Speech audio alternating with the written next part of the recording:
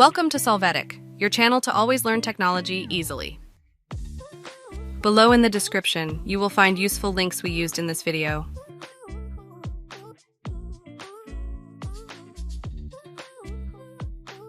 Today in Solvetic, we will see how to change file type Windows 11. We are going to review the file that will have its extension changed. Select this file, then click on Rename. Enter the new extension, press Enter, and you must confirm this change by clicking on Yes. You can see the new file type. Hey, remember to subscribe Solvetic channel.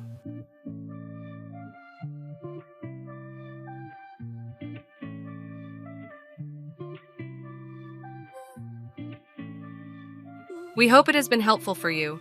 Here are links to watch more videos of your interest and subscribe to the Solvetic channel. Thank you.